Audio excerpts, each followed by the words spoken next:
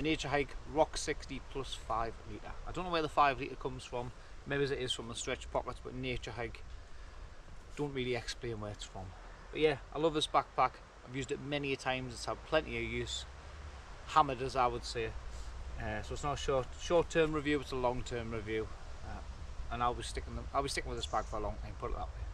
But yeah, it's a frame backpack at 1.16 kilograms. This is the nylon fabric. It's a 420D.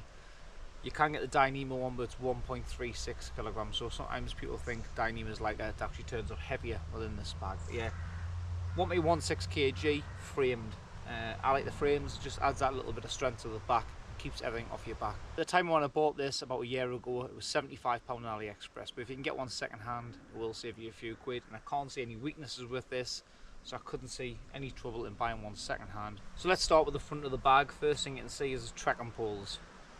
They mount on through two little eyelets there at the bottom, goes down into your ring, puts pressure onto there, two elasticated cords on the side. And what I like to do is get these cords, put them up, and it just pushes that pole down a little bit into the bottom to locate it. So yeah, two of them poles on there. Got your big stretch pocket on the front. I've put a hole in it, but I repaired it with some fabric. But that is massive. See, it stretches right out there. Got things like your sit mat in there, my little mat to keep some of my stuff in from rolling around, some mittens.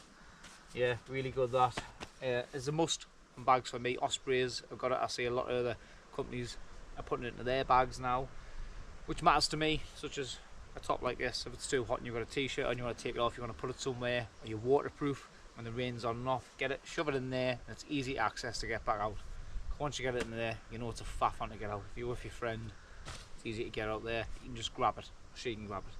So yeah, I really like that feature on the back. Another reason why I love this bag, and I'll be staying with this bag. Side pocket wise, it has one on either side, and it does have this strap feature here, and the strap feature here allows you to bring the sides of the bag in for when you pack smaller, allows you to expand it when you put more stuff in. Or what I do with them is I unclip it, put your items in there, such as your tripod, which I'm filming on, which you might have seen in the video coming in, and then you can adjust these straps, put on the little toggles, strap your items to your side, so you can have a roll mat on there. But I've got a bottle of water in here, and if you check out some of my other videos, I'll see if I can put a picture in now. When I had my Helm Compact 2, I used to put that on the side. So that there is a really big pocket. You can get a Helm Compact 2 on the side of there, any tent, and it's a great pocket. And it stops you loading your bag up really high, and it's there, quick and accessible. When it's raining, you just grab it, grab your tent pegs from that side or the other side and put it up, which I like a tent being there. Just means you can get it done while opening your bag and getting all your items wet.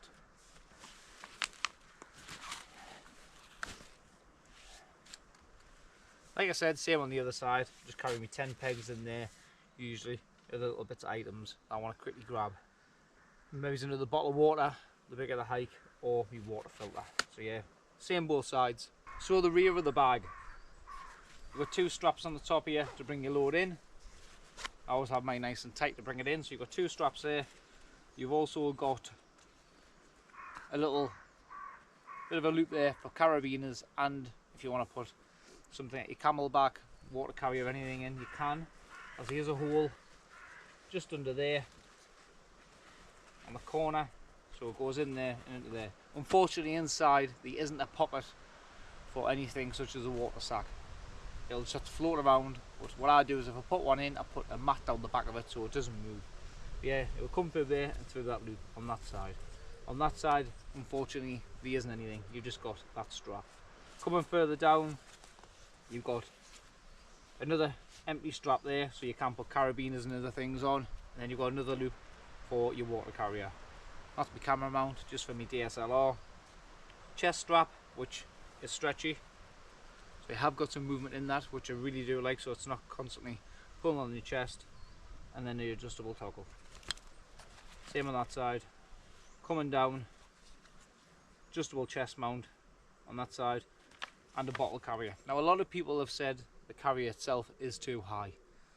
I used to think that, so I give up with it and I put a 6OL one on this side. And now I've gone back to it because a lot of companies now are producing the bottle holders a lot higher up. Maybe if you're a bit shorter, it might come a bit further down if your chest's not as wide to your back. But yeah, I like it, I use it. It's fixed on there. It's in place, it doesn't move about. Further down I've got a carabiner just for hanging your GoPro on, or when it's windy I'll clip my tent on, and then your two normal fasteners on the bottom. Two toggles on the top which are off the back, a handle. Now the back itself is padded all the way down and all the way across. See that there? Solid. That there sits on your back with a curve, so that bit there does sit off your back, and it's vented. I like it, it is very comfortable. You can't change the height on this bag unfortunately, but if you do a lot of research you will find what the fit is. I'm 6'2", and this fits me absolutely perfect. So 188 centimeters, 6'2", perfect bag. I recommend it.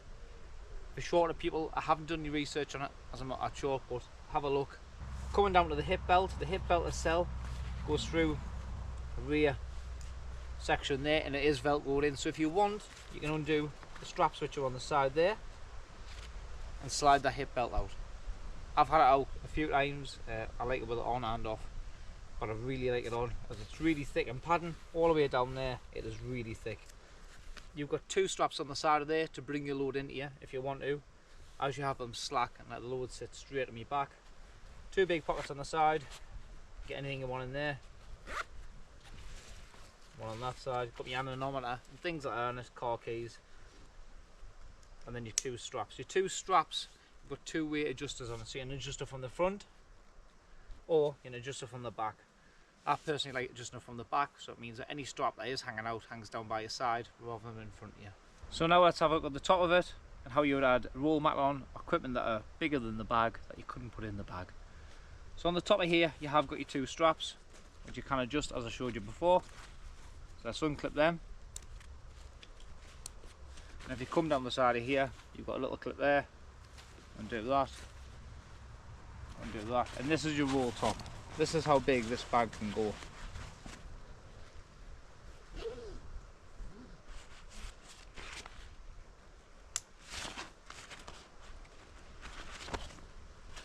Absolutely ginormous, this bag. So yeah, you can get a lot of stuff in there. And the top of there I've got my camping chair. So you just roll that up to wherever you need it.